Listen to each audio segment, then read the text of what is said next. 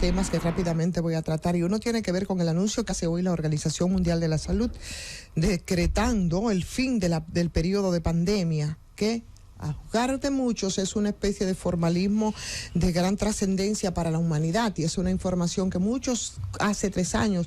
queríamos escuchar de manera desesperada, pero por supuesto eso no pone fin al dolor que eso implica solo aquí en República Dominicana, de cerca de 5,000 personas que murieron a consecuencia de la pandemia, y por supuesto todas las consecuencias post-COVID que nosotros tenemos, y lo decía con mucha certeza el doctor José Joaquín Puello en el balance que hacía a ese proceso de la pandemia. Se decretó el fin técnico de la pandemia COVID-19, sí señor, y yo creo que es una información que debemos aplaudir en el día de hoy. Hace meses que el mundo se ha ido incorporando ya, de hecho, a todo ese proceso de normalidad, incluso el término de pre-COVID, pero todos sabemos las consecuencias, por supuesto, que hay post-COVID, no solamente en el ámbito de la salud, también el impacto que eso tiene en términos económicos. Convivir en términos de salud con la prevención y con lo que implica, por supuesto que eso es algo que lo hemos ido aprendiendo en el tiempo. La llegada del COVID, eso sí, mostró bastante claro a la humanidad la fragilidad de las personas, y también cómo está el mundo entrelazado, cómo el mundo está interconectado, cómo está interrelacionado en lo que tiene que ver con el patio. Con República Dominicana nos mostró la fragilidad de nuestro sistema de salud, que para nada eso ha sido aleccionador. Yo pienso que para las autoridades seguimos con muchos vacíos, seguimos con muchas cojeras, y bueno, parece que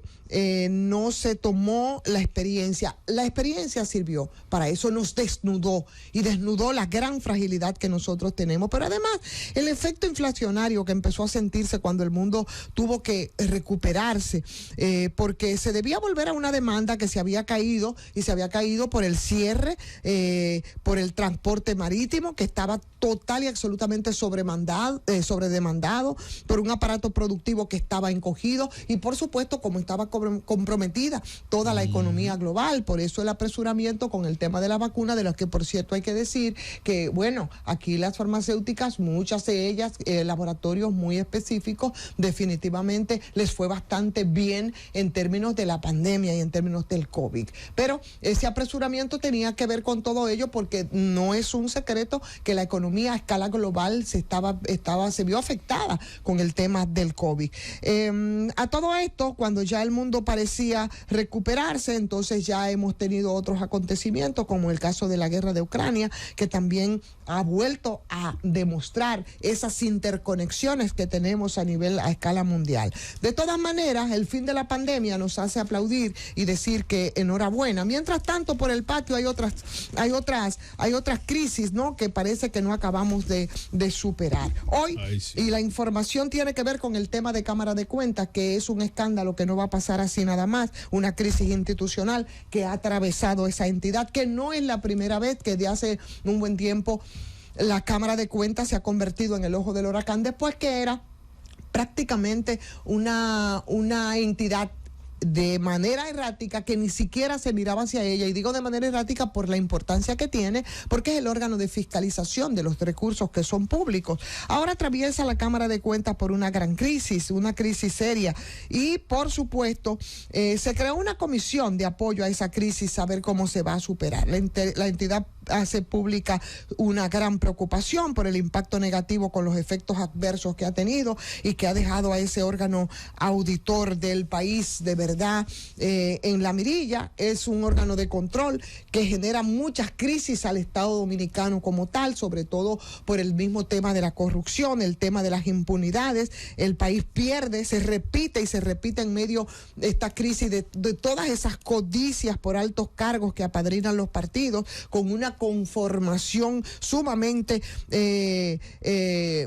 y que además deja claro y confirma definitivamente lo que ocurre, lo que ha estado ocurriendo con esta importante entidad que es fiscalizadora, repito, de los recursos del Estado, con las diferencias individuales que siempre se manifiestan y manifiestan las personas para evitar que esa Cámara de Cuentas pueda derivar en el campo de batalla en el que ha devenido en este momento, ajena a lo que es su trascendental función ante un pueblo que a gritos pide que se venza la la corrupción y que se venza la impunidad. Hace cerca de un año y medio que se viene dando vueltas sobre Cámara de Cuentas y sobre la forma de cómo ha estado actuando. Comenzó más bien o se develó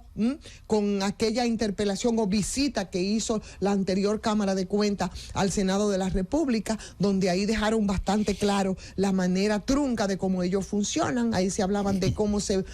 a pesar de hacer los levantamientos y los trabajos de campo que corresponde a ese órgano auditor, cómo se maquillaban después los resultados. Ahora nos enteramos que no era de manera aleatoria, sino que había todo un departamento que estaba destinado a ello. El loco se soltó cuando tocó entonces a ciertos litorales, lo había hecho con Danilo Medina y su administración pasada. Toca ahora también la administración del expresidente Leonel Fernández con aquello de